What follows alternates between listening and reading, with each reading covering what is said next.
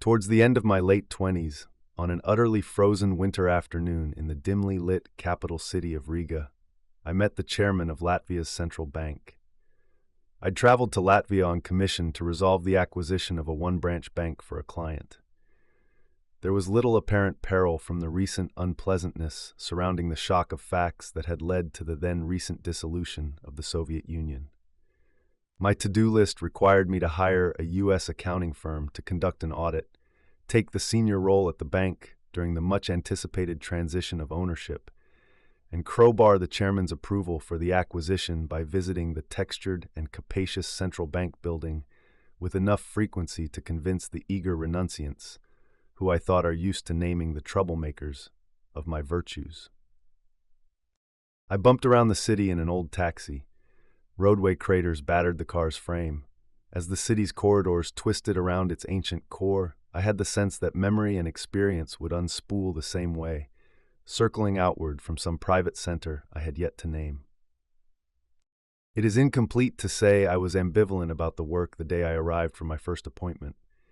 It was a question of competing impulses when encountering faraway places, new human energies, and imposing facades like the one I was walking into. Once inside, I was invited to wait for my audience with the country's leading banker in a chair outside his door. From my point of view in the grand corridor, I could see around a corner that sunlight was blasting into another large corridor of equal depth and mystery. The high-angle light reflecting off the marble floors contrasted with the light interacting with the tawny walls. A large, dusty chandelier hung in the hallway at the midpoint of the centerline of the intersecting hallway that hosted the morning sun's benevolent rays. The light struck the chandelier with a discordant intensity, creating the appearance of electrical illumination where there was none. As the chandelier blazed, I blinked, disoriented. For a second, I forgot where I was. There was a palpable sense of the USSR's remnant shadow hanging over the palatial central bank building. Sickle-shaped stains lingered at the edges of the then-current symbols of power that hung on the building's interior walls, widowed memories of the top-heavy symbolic apparatus required to enforce the faith. The chairman was no celebrity in the field of central banking, but youth was a clear advantage in terms of the current challenges he faced. Unlike his fist-shaking Soviet predecessor, who sat next to a telephone that could not make outgoing calls. I was curious about the sweet attitude of the chairman's young assistant, as I thought her attitude favored the delicate machinery of central banking, and perhaps with her modest manner and sharp eyes that beamed over a cluttered desk, she knew where the precarities lay, for souls like ours, when formerly state-owned assets are sold. The UNESCO-listed Old City Center of Riga is a special place. Its roots stretch back to medieval times. I noticed the circular design of her cobbled streets and the out-of-proportion windows and doors of her oldest structures. Poor nutrition produced smaller humans 400 years ago. Time is meted out in cycles of development as you move outward from the center, successive occupiers of the city built in the style of the era.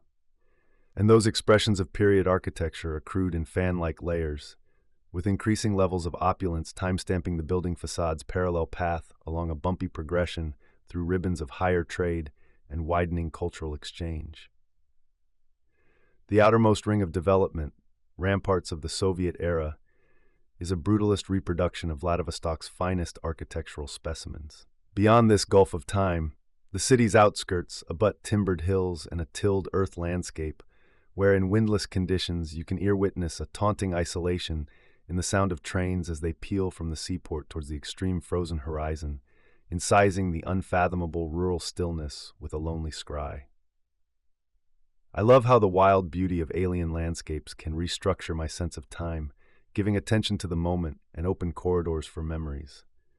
Both memory and observation, I suspect, are architects of circles, constructing meaning layer by layer, ring by ring, orbiting some origin long out of sight yet not out of influence. I wondered whether time takes or gives. The gift of my southern exposure, southern U.S., makes me permanently naive about things, like virgin snow, so I compensate with curiosity, especially with topics concerning war, as captured through the heavy metal art and craft of war correspondence. I never dreamed the isolating frontier of commerce could feel so natural, yet I never questioned my fitness in this feral career, wedged between employment and adventure. The negotiations had ended, and the cold was just beginning. My thirst chose my direction. The next few blocks belonged to distance, wind, and accident. The burning cold meant I had to find refuge within a few blocks of walking distance, and in stepping out I put the chain of events into motion that I am relating to you now. There were throngs of shrunken streetwalkers knuckled over against the stabbing Arctic winds, their footfalls crunching on ice. The city sparkled like a frosted toy village. Natural light was fading from Cherenkov blue to the color of lunar ash before swallowing to ink black. In the south, we'd say darken to mean the night, adding a syllable to acknowledge the mystery contained in the dark. An iron-framed lamp guided me to what looked like a rustic but adequate place to corral for a few hours and indulge my immoderate taste for fatty Slavic foods. Below Riga's surface, I learned, in the interior warm places where old Soviet propaganda posters arc across mantelpieces, there exists a dreamy underrealm of humanity. In the stairwell, mouse-gray wall stones, scored with ancient conflict, glistened in the dank sweat of the place. A TV of recent Chinese vintage flickered MTV. Veined candles stood precariously along a wooden shelf on a far wall. The ceiling's ancient timber lattices formed a cellar atmosphere, tinged with the smell of mold and spilled beer and defective drainage. My day's morosity was intruded on by a plot twist, when normally, this story might have reached its conclusion by being folded into the forgotten sameness that business travelers experience in the gap hours between eventful meetings and departing flights in foreign cities.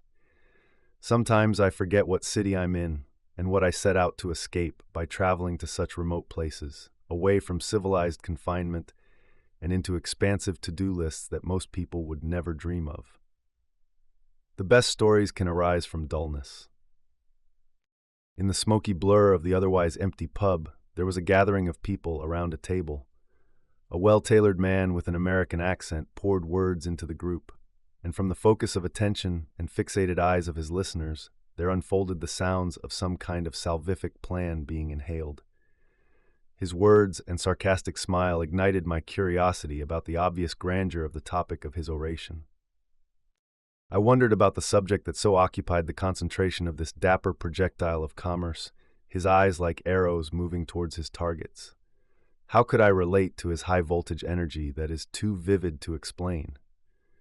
Emotional triggers barbed his rant in what looked like a choreographed inculcation of ultra-knowledge, spiked with insider psychographic jargon that went way beyond logic and more than adequately masked other highfalutin purposes.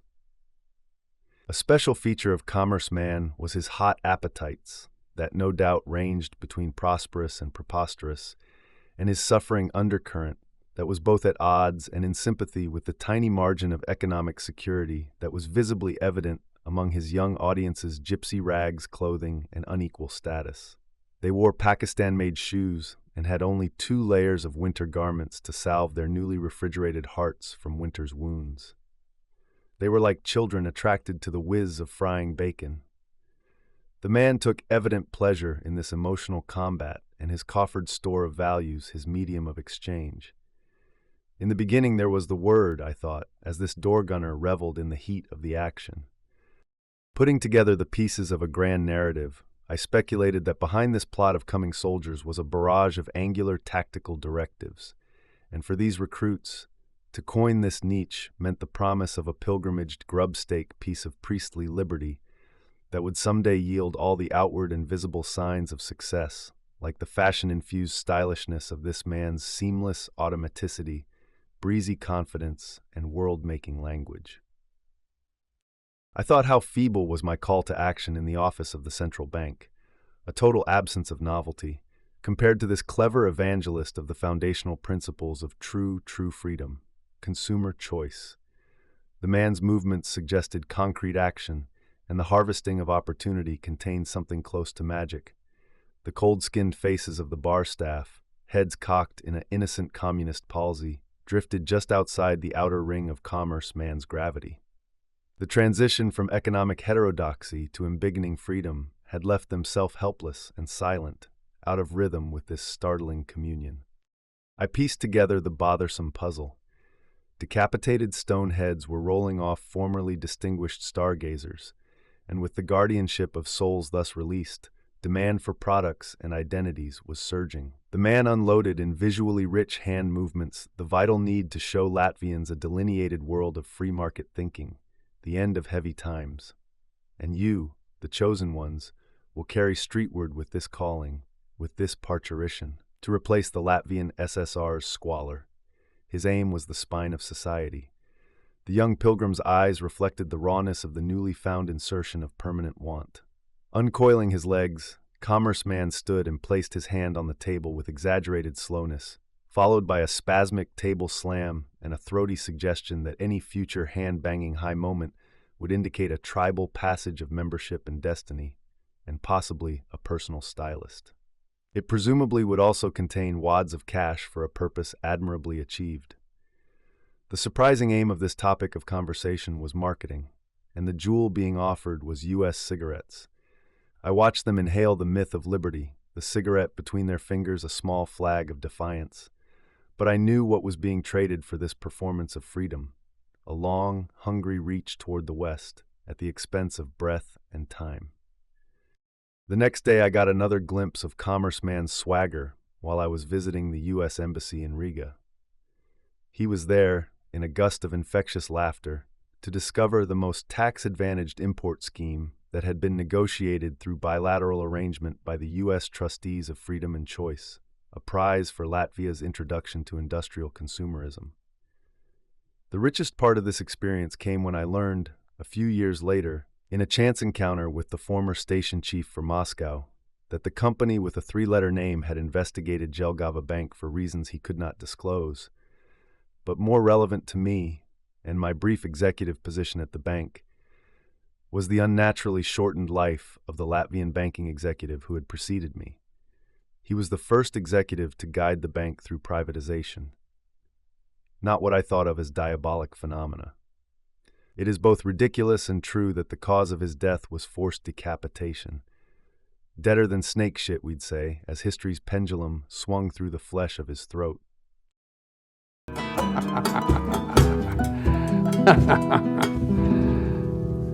Oh, yeah.